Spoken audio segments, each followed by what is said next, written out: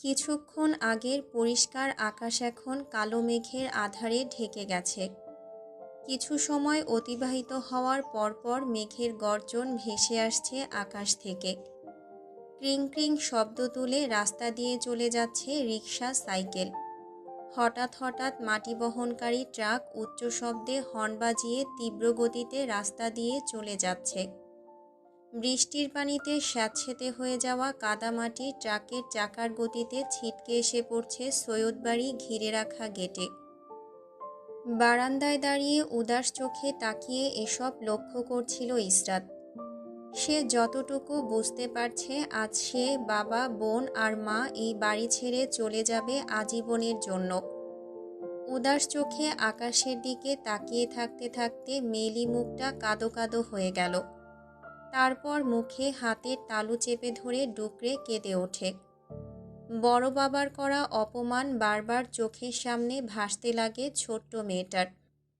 মেয়েটা মুখে হাত চেপে রেখে কান্না থামায়। চোখের সামনে ভেসে ওঠা অপার্থিব দৃশ্যটা মনে করে মুখ শক্ত করে নেয়। সে মনে করতে চায় না এই দৃশ্য, তবুও মনে পড়ে যায়। চোখের সামনে ধীরে ধীরে ভাসে আজ সকালে পাঠাগারে বসে মাথা চাপড়ে আহাজারি করে বাবার কান্না। ভাইয়ের কথা মানতে বাড়ি ছেড়ে দিতে রাজি হলেও মনে মনে ঠিক আশা নিয়ে বসেছিলেন ভাই আজ মানিয়ে নেবেন। কিন্তু তিনি আবার হতাশ হলেন যখন দেখলেন আজ ভাইয়ের রুম থেকে নামাজ পড়ার কোনো শব্দ আসছে না। তারই আহাজারি দাঁড়িয়ে নীরবে দেখছিল ইসরাত। বাবার সামনে যায়নি। বাবা হয়তো তাকে দেখে অপ্রস্তুত হয়ে পড়বেন এই অবস্থায়। ইসরাতের মনে হলো আবার ওর গলার কাছে কিছু দলা পাকাচ্ছে। বিরক্ত হয়ে চোখ চেপে ধরতেই হেঁচকি উঠল। তারপর এক ফোঁটা পানি আবার গড়িয়ে পড়ল শুভ্র গাল বেয়ে। নিজের বাবাকে নিয়ে এত চিন্তায় ছিল যে সামনে এসে কখন জাইন দাঁড়িয়েছে তা খেয়াল করেনি। জাইন নীরবে দাঁড়িয়ে ইসরাতের এক একটা পদক্ষেপ লক্ষ্য করল। সান্ত্বনা দেওয়ার তাগিদে হাত বাড়িয়ে মেয়েটার মেয়েলি মসৃণ নরম চুলগুলো স্পর্শ করল। মাথায় মোলায়েম হাতের স্পর্শ পেয়ে ইসরাত চোখ তুলে তাকায় উপরের দিকে। জাইনও তাকিয়েছিল মেয়েটার দিকে। স্বল্প সময়ের জন্য দুজনের চোখাচোখি হলো। অতপর জাইন নিজেই চোখ ফিরিয়ে নেয়। ইসরাতের মাথার উপর তার হাত তখনও স্থির রাখা। নিজের গম্ভীরতা একপাশে ফেলে দেশে আসার পর এই প্রথম ইসরাতকে একটা কথা বলতে নিল সে, তাও নিদারুণ অস্বস্তি নিয়ে। নিজের থেকে 6 বছরের ছোট মেয়েটাকে তুই বলে সম্বোধন করতে পারল না, কারণ এর আগে সে ইসরাতের সাথে কথা বলার ইচ্ছে পোষণ না করায় ইসরাতও কোনো রকম কথা বলেনি। খাবার টেবিলে বা সিঁড়ি দিয়ে উপর নিচে নামার সময় শুধু চোখাচোখি হয়েছিল তাদের, কোনো বাক্য আলাপ বা বিনিময় হয়নি। তাই এবার সান্ত্বনা বাণী দিতে আসা 14 বছর বয়সী ব্যক্তিত্ব সম্পন্ন ম্যাচিউর জাইন কোনো সম্বোধন খুঁজে পেল না। ঠোঁট চেপে দাঁড়িয়ে থেকে নিচু গলায় নম্রতার সহিত বলল, আপনি চিন্তা করবেন না, সব কিছু ঠিক হয়ে যাবে। আব্বু আবার আপনাদের এই বাড়িতে ফিরিয়ে নিয়ে আসবে। ইসরাত কথাটা শোনার সাথে সাথেই চোখ তুলে উপরে তাকালো। বিস্ময় নিয়ে চেয়ে রইল গোল গোল চোখে। ইসরাতকে বিস্ময়ের চূড়ান্ত পর্যায়ে পৌঁছে দিয়ে জাইন আবার বলে, আপনি কান্না করবেন না। আপনাকে কান্না করতে দেখলে আমার ভীষণ খারাপ লাগে। জাইনের ভীষণ খারাপ লাগা কথাটি শুনে ইসরাত এবার পেটে এক হাত দিয়ে চেপে ধরে হেসে উঠল। ইসরাতকে খিলখিল করে হাসতে দেখে জাইন লজ্জা পায়। ঠোঁট দিয়ে ঠোঁট চেপে নিজের লজ্জা সংবরণ করার চেষ্টা করল ছেলেটা, হলো না। কিশোরের শুভ্রগাল নিমিষেই লাল হয়ে গেল। ইসরাত অবাক চোখে তাকিয়ে নিজের গালে 2 হাত চেপে ধরে বলতে লাগলো, এই, আপনি লজ্জা পাচ্ছেন? হায় আল্লাহ, আপনার গাল তো লাল হয়ে গেছে। আরে আরে, মেয়েদের মতো করছেন কেন আপনি? ইসরাতকে মজা নিতে দেখে জাইন দ্রুত পায়ে পিছন ঘুরল এখান থেকে পালিয়ে যাওয়ার জন্য। তখনও তার কানে আসছে মেয়েলি হাসির শব্দ। জাইন বড় বড় পা ফেলে এগিয়ে যেতে যেতে একবার পিছু ঘুরল ইসরাতকে দেখার জন্য। আর তখনই ধুক ধুক শব্দ তুলে বারান্দায় দাঁড়িয়ে হাসতে থাকা মেয়েটির কাছে আটকালো কিশোরের হৃদয়। কিশোর মন্ত্রমুগ্ধের ন্যায় ধ্যানজ্ঞান খুইয়ে মৃদু গলায় বিড়বিড় করে আওড়ায়, আপনার হাসি মারাত্মক সুন্দর ইসরাত। আপনার এই রিনঝিনে হাসির শব্দ যে কারোর বিনাশ ডেকে আনতে সক্ষম। সেই দিনই তারা বাড়ি থেকে বের হয়ে এসেছিল। এরপর ওই বাড়িতে কি হয়েছে কেউই বলতে পারে না তারা। সেই বিষয়ে সকলেই অজ্ঞ। বাড়ি থেকে বের হয়ে তারা উঠেছিল একটা 3 রুমের ছোট্ট বাসায়। সেই বাসায় প্রবেশ করার সাথে সাথে নাসির সাহেব স্পষ্ট বলে দিলেন বিয়েটাকে ভুলে যেতে। ওইটা একটা পুতুল খেলার মতো খেলা ছিল। সেই দিনের পর কেউই বিয়ে বিষয়ে কোনো কথা তোলেনি নাসির সাহেবের সামনে। ধীরে ধীরে সময় গড়ালো। একদিন, এক সপ্তাহ, 1 মাস, 1 বছর, এরকম করে 12 বছর গড়ালো। এই 12 বছরে কেউই বিয়ে বিষয়ে প্রশ্ন তোলেনি নাসির সাহেবের সামনে। একই সুতোয় বাঁধা ছেলেমেয়েগুলো বড় হতে লাগলো। যোজন যোজন দূরত্ব তৈরি হলো তাদের মধ্যে। সময়ের বিবর্তনে ছাপ পড়ল তাদের মস্তিষ্কে। কয়েক বছর আগে নিজেদের সাথে ঘটে যাওয়া ঘটনাগুলো ধীরে ধীরে ফ্যাকাশে হয়ে গেল তাদের কাছে। এক প্রকার ভুলতে বসলো নিজেদের জীবনের অতি গুরুত্বপূর্ণ কিছু কথা। আর তখনই ছোট্ট মেয়েটার হাতে লাগলো গোলাপি রঙের একটা ডায়েরি। মেয়েটার দাদার ডায়েরি, যে ডায়েরিটা সবসময় বাবা লুকিয়ে রাখত তার আর ইসরাতের কাছ থেকে। সেই ডায়েরির প্রতি এক অজানা কৌতূহল জাগলো মেয়েটার। বাবার অগোচরে একদিন সেই ডায়েরি পড়তে শুরু করলো মেয়েটা। আর ডায়েরি পড়ে সেখান থেকে উদ্ঘাটন হলো বড় একটা রহস্যের। আর সেই রহস্যের উদ্ঘাটনের ফলে ছোট মেয়েটা যেই 12 বছরে বড় হয়েছে, সে কিছুক্ষণ থম মেরে দাঁড়িয়ে রইল নিজ জায়গায়। সে ভাবতেও পারেনি এই ডায়েরির ভেতর এত বড় রহস্য চাপা দেওয়া রয়েছে। নিজের ভাবনার থেকে বড় কিছু বের হয়ে আসতে দেখে মেয়েটা কিছুক্ষণের জন্য কিংকর্তব্য বিমূঢ় হয়ে গেল। যেখান থেকে মেয়েটা জানতে পারল কিছু ধুলো পড়ে যাওয়া অনেক বছর আগের ঘটনা, যা তার মস্তিষ্ক থেকে বের হয়ে গিয়েছিল, যার উপর পড়েছিল মোটা এক ধুলোর আস্তরণ। আর সেই আস্তরণ এভাবে আজ সরে যেতেই সে নিজ জায়গা থেকে নড়তে ভুলে গেল। এত বছর ধরে মনের ভেতর জমা হওয়া এক একটা প্রশ্নের উত্তর সেকেন্ডের ভেতর পরিষ্কার হয়ে গেল তার কাছে। এই জন্য তারা দাদার সাথে তাদের বাড়িতে থাকে না। এই জন্য বাবার ব্যবসা আলাদা। বড় বাবার সাথে তাদের কোনো সম্পর্ক নেই। নিজের ভেতরে জমা হওয়া হাজারো কেনর উত্তর ধীরে ধীরে পরিষ্কার হয়ে গেল। আর এই জন্য তার বিটকেল বাপ এতদিন ধরে তাকে এই ডায়েরির আশেপাশেও আসতে দেয়নি, নিজের ভাইয়ের কুকীর্তি সে জেনে যাবে বলে। যুবতী হয়ে যাওয়া মেয়েটার মনে আরেকটা প্রশ্ন জাগল। ইসরাত এই সম্পর্কে কি জানে, নাকি সব ভুলে গিয়েছে? সব কিছু এখন তাকেই বের করতে হবে।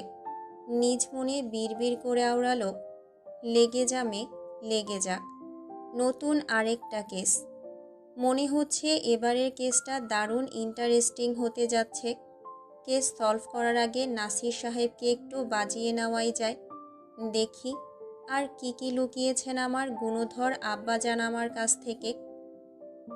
ইসরাত কান বাড়ালো ছেলেটা কি বলছে শোনার আশায়। দূর হতে দেখলো ছেলেটা মুখ নাড়াচ্ছে, আর কিছু বিড়বিড় করছে। ইসরাত এক পা করে এগিয়ে আসে ছেলেটার কাছে। হাত বাড়িয়ে ছোঁয়ার চেষ্টা করে ছেলেটাকে। নেই, কোনো অস্তিত্ব নেই। ইসরাতের চোখের সামনে থেকে ছেলেটার শরীরের এক একটা অঙ্গ প্রত্যঙ্গ কালো ছাই হয়ে হাওয়ায় উড়ে যায়। বাচ্চা মেয়েটির সামনে হেঁটে গেল ছাইগুলো ছোঁয়ার আশায়। তখনই কানে আসলো পেছন থেকে কারোর কান্নার শব্দ। অতপর আরেকটা বাচ্চা কণ্ঠ ভেসে আসলো, ইসরাত, আব্বা তোমাকে ডাকছে, তাড়াতাড়ি আসো। পরপর ধূপ করে শব্দ হতেই ইসরাত আবার সামনে ফিরল। দেখলো সিঁড়ি বেয়ে গড়িয়ে পড়ছে একটা 6 বছরের বাচ্চা। বাচ্চাটি কান্না করছে না, কপাল চেপে ধরে বসে আছে সিঁড়ির শেষ প্রান্তে। কপাল থেকে হাত সরাতেই ইসরাতের চোখ দুটো বড় বড় হয়ে গেল। মুখ দিয়ে বের হয়ে আসলো রক্ত। 6 বছরের বাচ্চা মেয়েটি রক্তের দিকে তাকিয়ে হেসে উঠল। রক্ত, সিঁড়ি, বাচ্চা, দূর থেকে দৌড়ে আসা নাজমিন বেগম চিৎকারের শব্দ। ধীরে ধীরে সবকিছু অন্ধকারে হারিয়ে গেল। শুধু ভেসে আসলো তীক্ষ্ণ, কান ভেদ করে দেওয়ার মতো কান্নার শব্দ। এক লাফে ঘুম থেকে উঠে বসলো ইসরাত। শরীর ঘেমে গিয়েছে তার।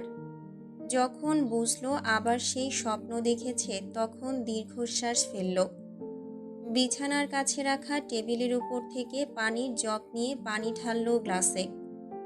জগ তার নির্দিষ্ট জায়গায় রেখে দিয়ে গ্লাসে নেওয়া পানি এক ঢোকে খেয়ে ফেলল।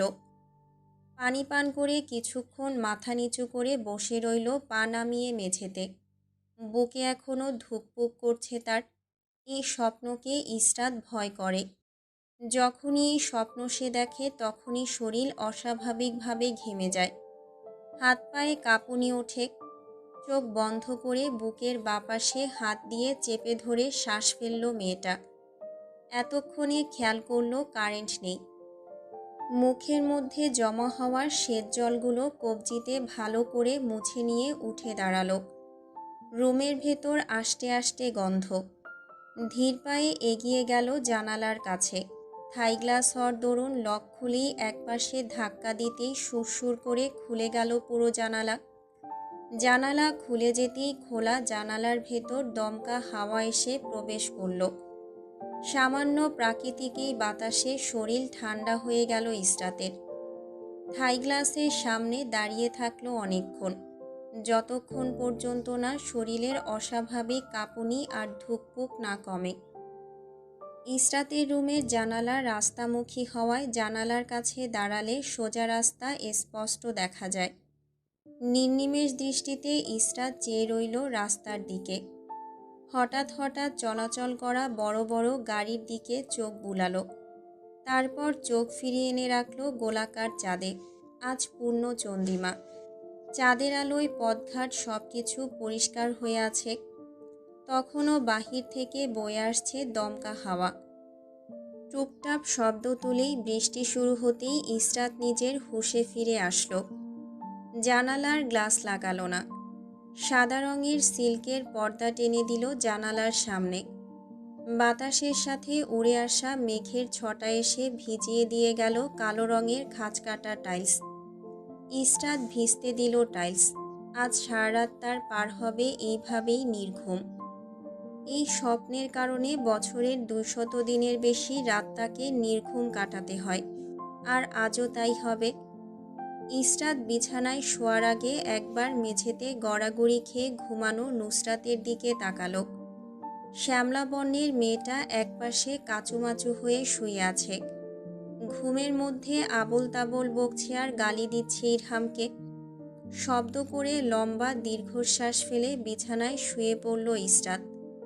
চাতক পাখির ন্যায় চেয়ে চেয়েই সারা রাত কাটালো মেয়েটা।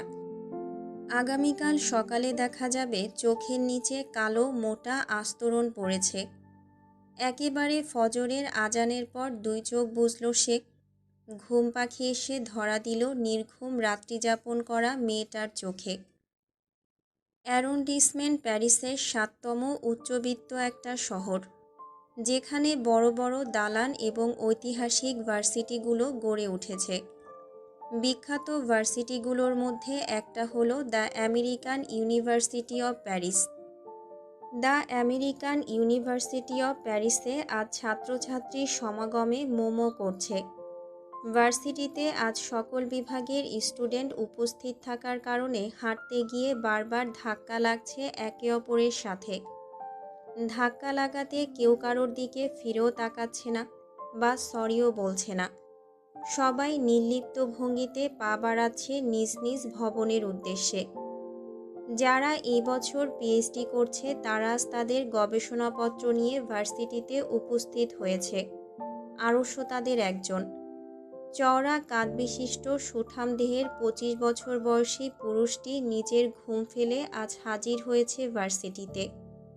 পরনে তার আকাশি রঙের শার্ট আর কালো ফর্মাল প্যান্ট। ক্যাম্পাসে হাঁটতে গিয়ে অনেকের বাহুর সাথে বাহুর ধাক্কা লাগলো। সেদিকে সে ভ্রুক্ষেপ করল না। নিস্পৃহ ভঙ্গিতে এগিয়ে গেল নিজের ভবনের দিকে। সচরাচর হাঁটতে গেলে এসব ধাক্কা লাগে, তাই এটা এত আমলে নেওয়ার বিষয় না। নিজ ভবনে পৌঁছানোর পর সিঁড়ি বেয়ে ধীর পায়ে উঠতে লাগলো ছেলেটি। উস্কো খুস্কো চুলগুলো হাত দিয়ে ভালো করে পেছনের দিকে ব্যাকব্রাশ করে এগিয়ে যেতে লাগলো নিজের গন্তব্যের দিকে। হাঁটতে হাঁটতে হাতে থাকা কালো ডায়ালের ভেতরে সাদা পাথরের কাজ করা রোলেক্স সাবমেরিনার 220 ঘড়িটি চোখের সামনে তুলে ধরল আরশ। সময়ে চোখ বুলিয়ে নিয়ে পায়ের গতি বাড়িয়ে এগিয়ে গেল নিজ ক্লাসরুমের দিকে। ক্লাসের ভেতর পা রাখার আগেই কানে ভেসে আসলো পেছন থেকে মাহাদির গলার স্বর। উচ্চস্বরে বারবার ডাকছে তাকে আরশ বলে। আরশ পিছু ফিরল না। মাহাদির ডাকেরও কোনো জবাব দিল না। কিছু সেকেন্ডের জন্য নিজ জায়গায় সোজা স্থির দাঁড়িয়ে থেকে কালো বুট জুতা পরা পা বাড়িয়ে ক্লাসরুমে প্রবেশ করল। পরপর এদিক সেদিক কোনো দিকে চোখ না বুলিয়ে নিজস্ব গতিতে এগিয়ে গিয়ে বসে গেল মাঝের একটা সিটে। মাহাদি তখনও তাকে ডেকে চলেছে। হাঁপাতে হাঁপাতে এসে দাঁড়ালো আরশের সিটের সামনে। হাঁটুতে 2 হাত দিয়ে চেপে ধরে শ্বাস নিতে লাগল। আরশ নড়চড়হীন, নিষ্প্রভ পুরুষালী চোখে তাকিয়ে থেকে সব কিছু লক্ষ্য করল। মাহাদি জিরিয়ে নিয়ে ঝোঁকা থেকে উঠে দাঁড়ালো। আরশের দিকে রাগী চোখে তাকিয়ে থেকে হিসহিস করে শুধায়, তুই এমন কেন? আরশ নির্লিপ্ত, তার মধ্যে নেই কোনো উদ্বেগ। প্রশ্নের উত্তর দেওয়ার প্রয়োজন বোধ করল না। নিজের নিস্পৃহ দৃষ্টি হাতের স্টেনলেস স্টিলের বেল্টের ঘড়ির উপর ফিরিয়ে নিয়ে আসলো। ঘড়ির দিকে তাকিয়ে অপেক্ষা করল আরও 5 সেকেন্ড অতিবাহিত হওয়ার। 5 সেকেন্ড অতিবাহিত হওয়ার পর ধীরে ধীরে বলল, কারণ আমি এমন। মাহাদি হতাশ হয়ে পড়ল। চোখ উল্টে শব্দ করে বসে গেল আরশের কাছ ঘেঁষে। 2 হাত আরশের গলার সামনে নিয়ে এসে গলা চেপে ধরার মতো করে বলল, তোকে গলা টিপে মেরে ফেলতে ইচ্ছে হয় শালা। আরশ কথা বলে না। কিছুক্ষণ অতিবাহিত হওয়ার পর চট করে মাহাদির দিকে ফিরে তাকায়। জিজ্ঞেস করে, তোর একটা বোন আছে, তাই না? মাহাদি অবাক হয় আরশের বোন বিষয়ক প্রশ্নে। ভ্রুকুচকে মাথা নাড়ায় হ্যাঁ ভঙ্গিতে। যার মানে তার বোন আছে। মাহাদি অনীহা নিয়ে বলে ওঠে, এমন অভিনয় করছিস মনে হচ্ছে জানিসই না। আরশ 2 হাত ঘাড়ের পেছনে নিয়ে মটমট করে শব্দ করে, কাঁধ এদিক সেদিক ঘোরায়। মাথা কাত করে বলে, শালা বলবি না আমায়? তোর বোনের সাথে বিয়ে দিবি? দিলে বল, তাহলে শালা বলা গ্রান্টেড।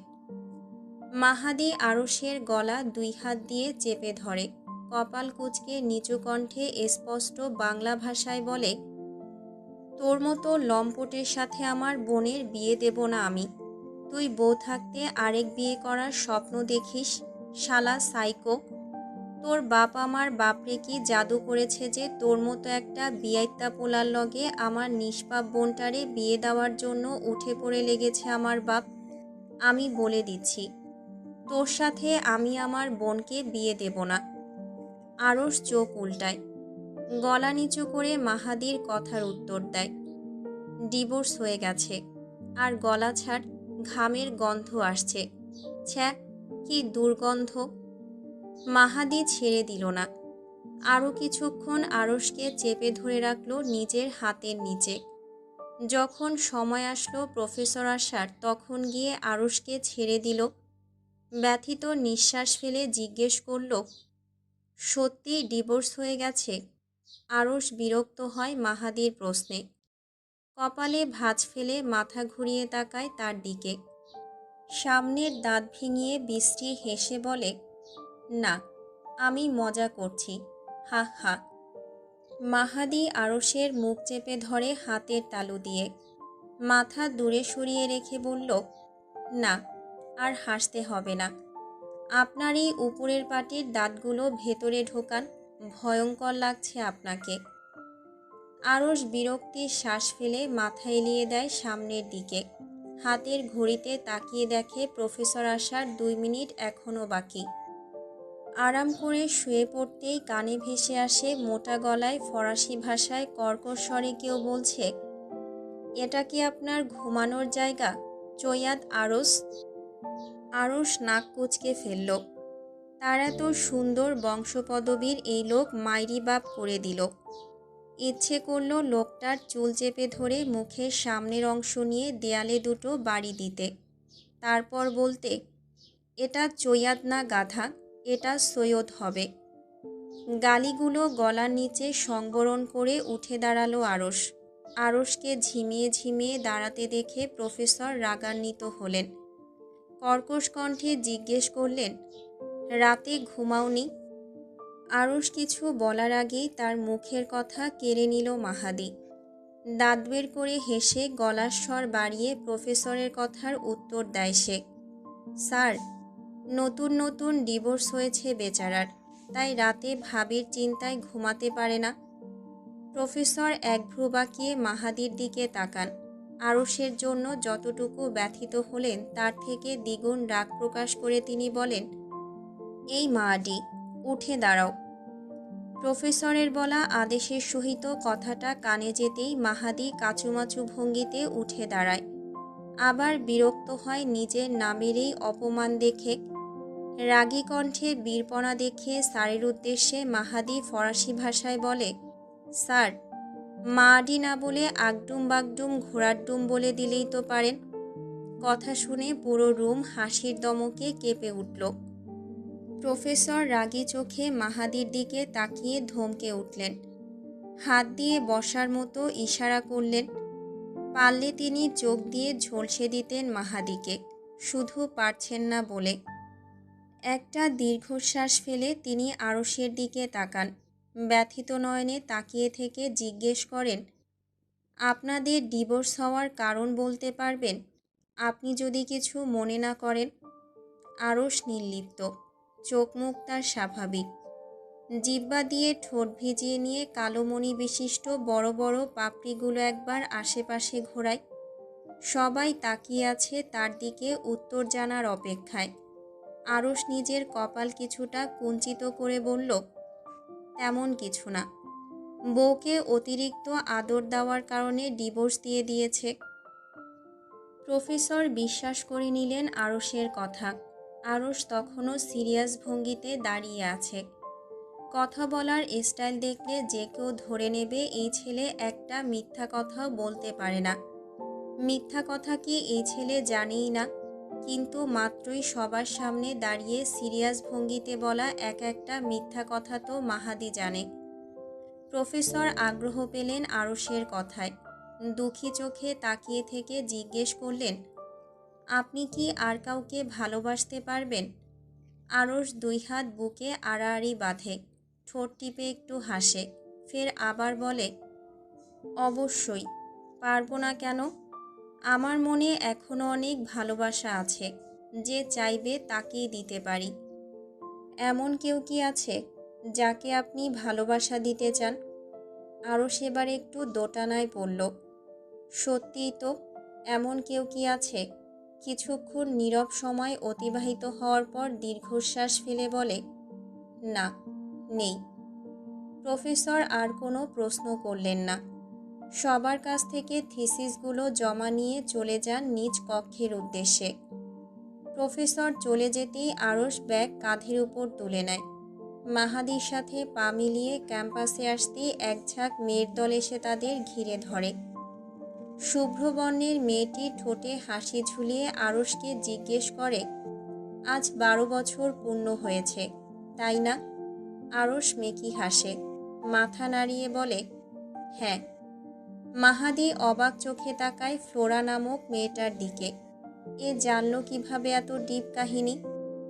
হাঁ করে একবার তাকায় ফ্লোরার দিকে আর একবার তাকায় আরশের দিকে। ফ্লোরা একদৃষ্টিতে তাকিয়ে থাকে আরশের দিকে। আরশ তাকায় না তার দিকে। সে দূরে দাঁড়ানো একটা ছেলের হাতের গিটার লক্ষ্য করে সেদিকে তাকিয়ে থাকে। ফ্লোরা নিজের দৃষ্টি স্থির রেখে অভিমানী গলায় জিজ্ঞেস করে, আরজ, 12 বছর পার হয়ে গেছে, সেই মেয়েকে তুমি কি এখনো ভোলনি? আরশ নিজের দৃষ্টি তখনও পাইন গাছের নিচে দাঁড়িয়ে গিটার বাজানো ছেলেটার দিকে স্থির রাখে। ওদিকে তাকিয়ে থেকে উত্তর করে, নিজের শ্বাস নেওয়ার মাধ্যমকে কেউ কি কখনো ভুলে যেতে পারে? আরশ আর বাক্য বিনিময় করে না, বড় বড় পা ফেলে এগিয়ে যায় পাইন গাছের নিচে। ছেলেটার সাথে ফরাসি ভাষায় কিছু আলাপ সেরে নিয়ে হাতে তুলে নেয় গিটার। পাইন গাছের সামনে রাখা ছোট কাঠের বেঞ্চে বসে একপাশে রাখে নিজের কাঁধের ব্যাগ। গিটার নিয়ে না আসায় নিজের প্রতি আছে কিছুটা বিরক্ত। এই নিরিবিলি মধ্যাহ্নে পাইন গাছের নিচে বসে তার ইচ্ছে করছে বিরহের গান গাইতে। কারণটা সে জানে না, ইচ্ছে করছে তাই গাইবে। কার জন্য গাইবে সেটাও জানে না সে, কিন্তু হৃদয়ের অন্তঃস্থল থেকে বারবার গানটা ভেসে আসছে। বারংবার কানের মধ্যে ভেসে উঠছে গানের লাইনগুলো। আরশ নিজেকে আর ধরে রাখতে পারল না। গিটারের তারে আঙুল চালায়, গলা খাকারি দিয়ে গলা পরিষ্কার করে নেয়। গম্ভীর গলায় চোখ বন্ধ করে গেয়ে ওঠে, তোর প্রেমেতে অন্ধ হলাম, কি দোষ দিবি তাতে, বন্ধু তোকে খুঁজে বেড়ায় সকাল দুপুর রাতে। মাহাদি আরশের এই গানের মর্মার্থ জানে, কার উদ্দেশ্যে গাওয়া সে সেটাও জানে, কিন্তু সামনে বসা ছেলেটা শুধু দায়িত্ব বলে এড়িয়ে যাচ্ছে নিজের ভেতরের কথাগুলো। আসলেই কি শুধু দায়িত্ব, নাকি 12 বছরে না দেখে না জেনে মনের ভেতর লালন করা মেয়েটার দায়িত্বের থেকে বের হয়ে আরও বেশি কিছু? আরশ কি তা জানে সেটা? উহু, সে এসবের কিছুই জানে না।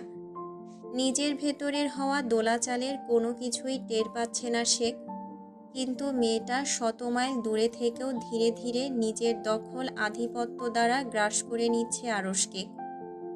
মাহাদির এ সকল অতর্কিত চিন্তার ব্যাঘাত ঘটল আরশের গম্ভীর কণ্ঠে দ্বিতীয়বারের ন্যায় গাওয়া গানের প্রতিটা শব্দে। প্রেমের নামে কিনলাম আমি নিঠুর অভিশাপ, তোর আমার প্রেমে ছিল রে বন্ধু, ছিল পুরোটাই পাপ। সিটি হসপিটালের বাহিরে উচ্চ শব্দ তুলে একটা অ্যাম্বুলেন্স এসে দাঁড়ালো। অ্যাম্বুলেন্সের পেছনের দরজা খুলে বের হয়ে আসলেন একজন ভদ্র মহিলা। কোলে তার 3 বছরের শিশু।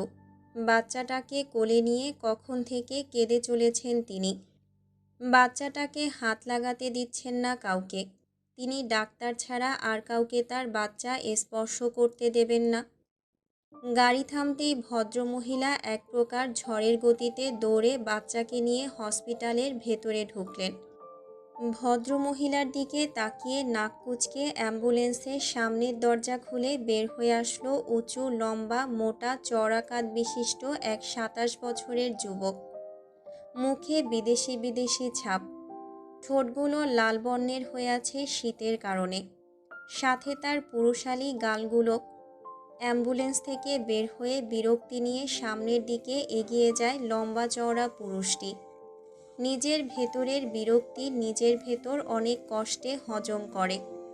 দাঁতে দাঁত চেপে নিজের ডিউটি পালন করতে ভদ্রমহিলার দিকে এগিয়ে যায়।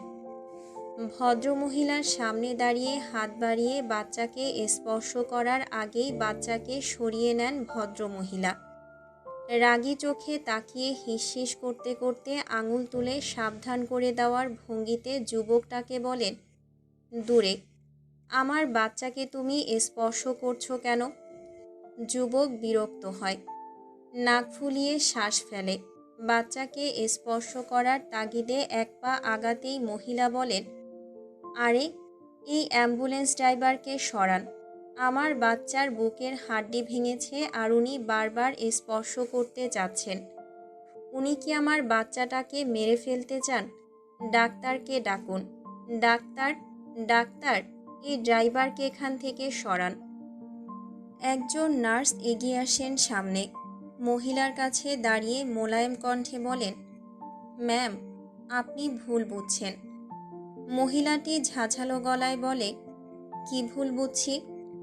নার্স মহিলাটি বিনম্র গলায় বলল, স্যার কার্ডিওলজিস্ট। বর্তমানে উনি ছাড়া ডিউটিতে আর কোনো স্যার নেই, সবাই ব্রেক নিয়েছেন। ভদ্রমহিলা অবাক হন, চোখ গোল গোল করে চেয়ে জিজ্ঞেস করেন, তাহলে উনি কেন অ্যাম্বুলেন্স নিয়ে গেলেন? ড্রাইভার কোথায়? নার্স মিষ্টি হাসে। স্যারের প্রশংসা করার একটা চান্সও সে মিস দেয় না, এবারও দিল না। গা লেলিয়ে হেসে বলে, আমাদের সকল অ্যাম্বুলেন্সের ড্রাইভার আজ অনেক দূরে দূরে রোগী পিক করতে চলে গিয়েছে, কিন্তু একজন ছিলেন যিনি দুপুরের খাবার খেতে ক্যান্টিনে ছিলেন। আর আপনার ফোন করে আহাজারি শুনে স্যার মনে করেছিলেন ভয়ঙ্কর কোনো কিছু হয়েছে, তাই নিজের লাঞ্চ রেখে আপনাদের পিক আপ করতে চলে গেছেন। ভদ্রমহিলা লজ্জা পেলেন, লজ্জিত ভঙ্গিতে মাথা ঝুঁকিয়ে বললেন, আমি বুঝতে পারিনি আপনি ডাক্তার। জাইন বিরক্তি চেপে রেখে গম্ভীর মুখটা হাসি হাসি করার চেষ্টা করে। মেকি হাসি খুব কষ্ট করে ঠোঁটের আগায় ঝুলিয়ে বলে, ইটস ওকে, আমি কিছু মনে করিনি। মিসেস, আপনি বাচ্চাকে নিয়ে এদিকে আসুন। 2 তলা বিশিষ্ট সৈয়দ বাড়ির পাশ ঘেঁষে গড়ে উঠেছে আরেকটি ডুপ্লেক্স বাড়ি, যার গেটে বড় বড় অক্ষরে লেখা নাসির মঞ্জিল। সৈয়দ বাড়ির দালান পুরনো হয়ে যাওয়ার দরুন সেখানে পড়েছে শ্যাওলার গাঢ় আস্তরণ। সৈয়দ বাড়ির বাহিরে যতটা রংচটা, নাসির মঞ্জিল যেন তার তুলনায় দ্বিগুণ চাকচিক্যে ঘেরা। শোয়েব সাহেব নিজের হাতের অ্যান্ড্রয়েড ফোন দিয়ে ভিডিও কলে দেখাচ্ছেন বাড়ির আশপাশ হেলাল সাহেবকে। ক্যামেরা ধীরে ধীরে ঘোরাতেই ক্যামেরার লেন্সে ভেসে উঠল বাচ্চাদের সাথে ক্রিকেট খেলছে একটা মেয়ে। হেলাল সাহেব সামনের টেবিল থেকে দৌড়ে চিকন লেন্সের চশমা তুলে নেন। চোখের মধ্যে চশমা এঁটে চোখ ঝাপটে তাকাতেই ভেসে উঠল মেয়েলি লম্বাটে মুখ। মুখ দেখে কিছুটা চেনা চেনা মনে হলো মেয়েটাকে ওনার কাছে, কিন্তু আন্দাজ করতে পারলেন না মেয়েটাকে। তাই শোয়েব সাহেবকে আদেশ দিয়ে বললেন, ক্যামেরার সামনের দিকে স্থির রেখে সোজা হেঁটে যা। ভাইয়ের থেকে পাওয়া আদেশ অক্ষরে অক্ষরে মেনে ধীরে ধীরে এগিয়ে গেলেন সামনের দিকে। হেলাল সাহেব তখন চিনতে পারেননি মেয়েটাকে, চোখ ছোট ছোট করে তাকিয়ে আছেন মোবাইলের দিকে, চেনার চেষ্টা চালাচ্ছেন। অনেকক্ষণ চেষ্টার পর যখন চিনতে পারলেন তখন জিজ্ঞেস করলেন, মেয়েটাকে, মুখটা কেমন চেনা চেনা লাগছে। শোয়েব সাহেব উৎসাহ নিয়ে ক্যামেরার দিকে তাকান, হাসি হাসি মুখ করে বলে ওঠেন, জি, ছোট ভাইয়ের মেয়ে।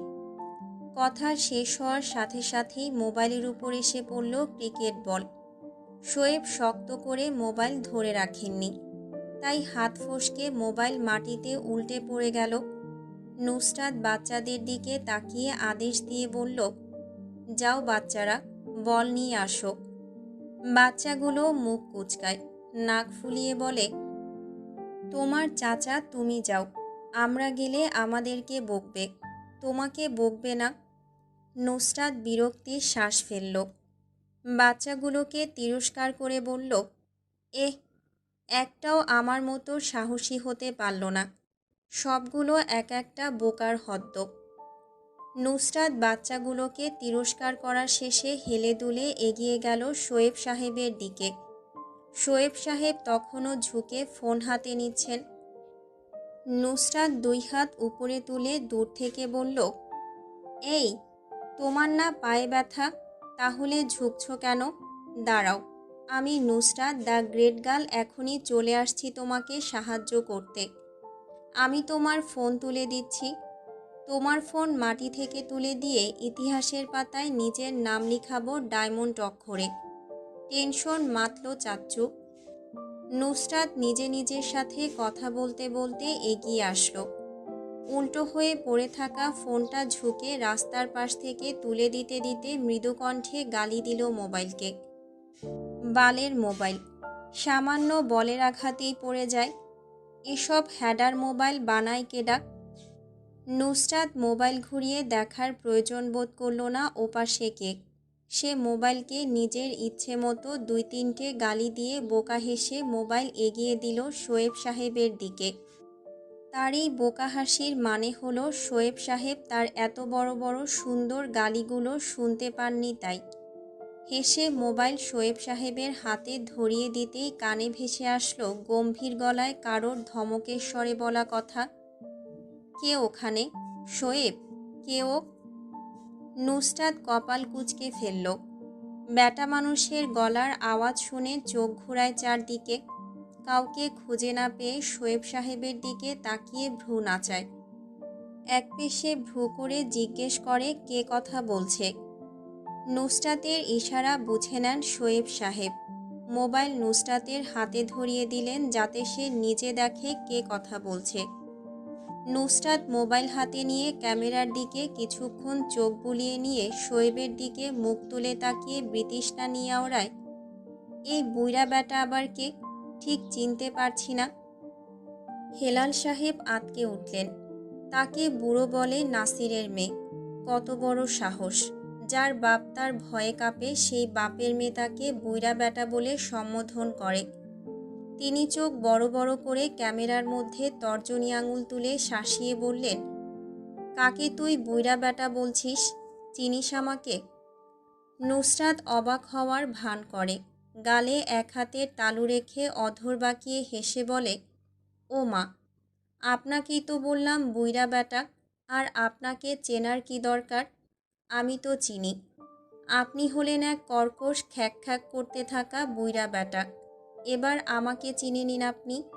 আমি হলাম সৈয়দ নাসির উদ্দিনের ছোট মেয়ে সৈয়দা নুসরাত নাসির। আপনি আমাকে ভালোবেসে ব্যাটা ছেলে ডাকতে পারেন, আমি মাইন্ড করব না। আর আপনাকে চেনার কোনো শখ ইচ্ছা আকাঙ্ক্ষা আমার নেই। আপনার সাথে যদি আমার কোনো দিন দেখা হয় তাহলে আপনাকে আমি চিনিয়ে দেব আমি কে। নুসরাত আবার ক্যানাইন দাঁত বের করে হাসে। হাত উপরে তুলে নাচিয়ে নাচিয়ে মুখ বাঁকিয়ে গা জ্বালানো হাসি দিয়ে বলে, টাটা আঙ্কেল, আজ বিদায় নিই। অন্য একদিন এক জায়গায় বসে বিস্তারিত আলোচনা করব এবং আলোচনার শিরোনাম হবে, আমি কে, আপনি কে, কে কাকে বেশি চেনে। তুই কি আমাকে চিনিস নাকি আমি তোকে চিনি? হে হে। বাবাই আঙ্কেল।